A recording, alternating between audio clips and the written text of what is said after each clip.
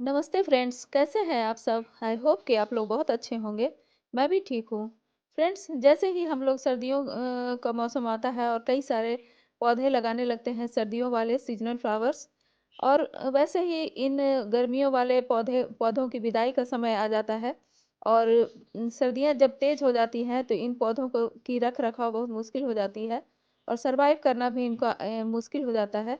तो क्या क्या टिप्स हम यूज़ करें ताकि ये पौधे जो हमारे गर्मियों वाले हैं, और उनमें से विशेषकर ये एडेनियम जो कि सबका बहुत चहेता प्लांट है, क्योंकि भर भर के फ्लावरिंग करता रहता है सालों भर, 1-2 महीने छोड़कर। तो इसकी केयर कैसे करें ताकि आने वाले गर्मियों के लिए ये बहुत ही सुरक्षित रह सके और हेल्दी रह सके। तो यही सब कुछ होगा इस वीडियो में दोस्तों। ये कि एडेनियम की देखभाल कैसे करें इन दिनों, और क्या क्या टिप्स हमें अपनाने चाहिए ताकि आने वाले समय के लिए सुरक्षित रह सके। और तो वीडियो में अंत तक बने रहिएगा दोस्तों। पूरा वीडियो टिप्स से भरा होगा एडेनियम केयर के बारे में। और वीडियो अगर अच्छी लगे तो एक लाइक ज़रूर कीजिएगा। चैनल में नए हैं तो सब्सक्राइब भी, और अपने दोस्तों के साथ शेयर भी। बेल आइकन को प्रेस करना नोटिफिकेशन के लिए ज़रूरी है। और अपने कमेंट बॉक्स में एक कमेंट ज़रूर छोड़िएगा कि मेरी वीडियो आपको कैसी लगी, कुछ हेल्पफुल लगी या ना लगी। बिगनर्स के लिए तो ये वीडियो बहुत ही हेल्पफुल होने वाली है। तो वीडियो में अंत तक बने रहिएगा, और आइए वीडियो को शुरू करें।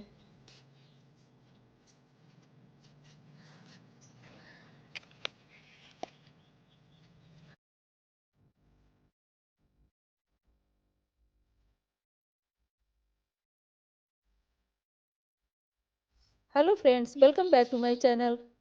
फ्रेंड्स, इन दिनों अब सर्दियों का अच्छा खासा प्रभाव देखने को मिल रहा है हमारे पौधों पर भी और हमारे जनजीवन पर भी। तो इस समय हमारे एडेनियम के पौधे अब टाटा बाय बाय कर रहे हैं हमें। अब फ्लावरिंग भी इसमें नहीं के बराबर है, और पीले पत्ते ये गिरा रहे हैं। ये शो कर रहे हैं कि पौधा अब डोमेंसी की ओर जा रहा है। और अब वैसे भी जब जब सीजन चेंज होता है तो कोई भी पौधा जो है उसको स्ट्रेस होता है, और सारे पत्तियां अपनी पीली करने लगता है और गिराने लगता है। तो ऐसा ही कुछ मंजर है इन दिनों हमारे यहाँ। ये सब कुछ मेरे एडेनियम के प्लांट्स हैं दोस्तों, जो कि मैं हमेशा ही आपको दिखलाती रहती हूँ अपने गार्डन अपडेट में, किस समय क्या फ्लावरिंग हो रही है और नहीं हो रही है।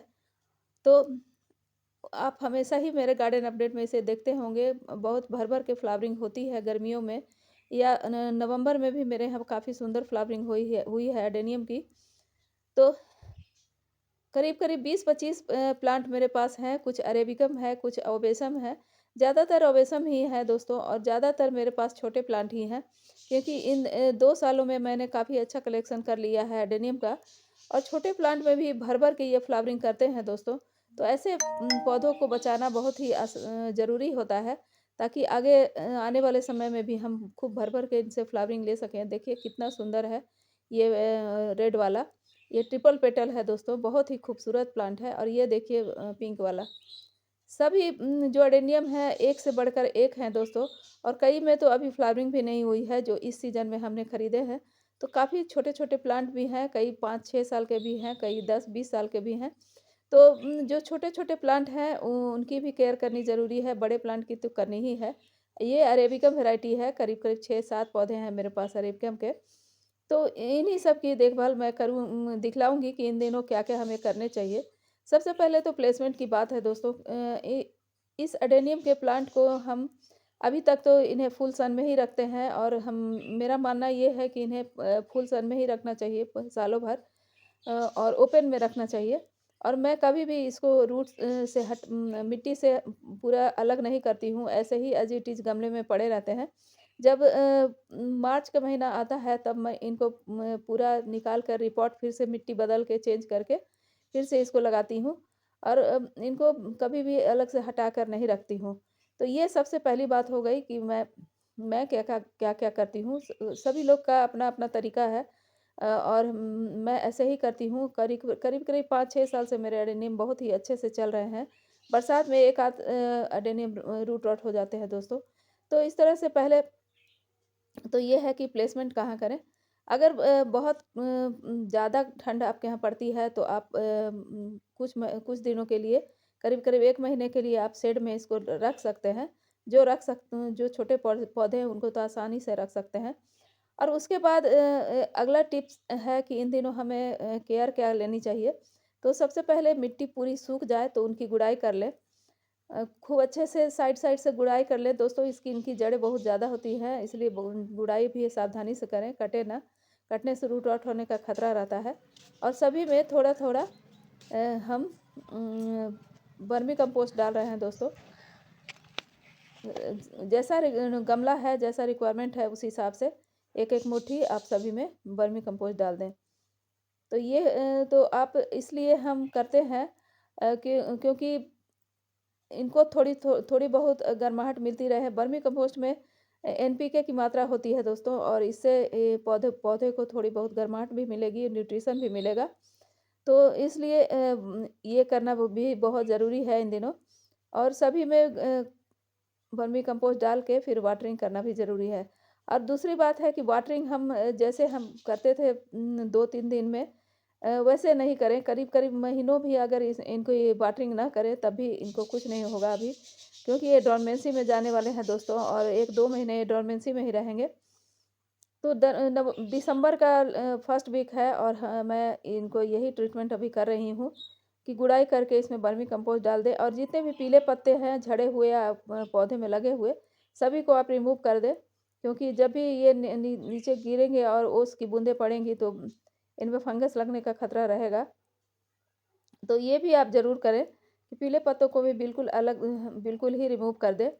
और अगला टिप्स ये है कि आप इनमें बीच-बीच में पेस्टिसाइड का या फंगिसाइड का स्प्रे करते रहें, क्योंकि इन दिनों इनमें माइट्स लगने का खतरा होता है। जो मकड़ी है वो जाले बना लेती हैं, या सफ़ेद वाला जो मीलीबग है वो भी लग सकता है। तो इसलिए कभी-कभी करीब 15 दिन में या 1 महीने में 1 बार इसमें फंगिसाइड का स्प्रे करें। तो ये सब कुछ है इनकी केयर की बात। और अ, अगर हम इसी तरह से केयर रखें तो हमारा जो एडेनियम है काफ़ी सुंदर फ्लावरिंग करता रहेगा सालों-साल, और हमारे बगीचे को खूबसूरत बनाता रहेगा। तो यही सब छोटे-छोटे पौधे हैं दोस्तों।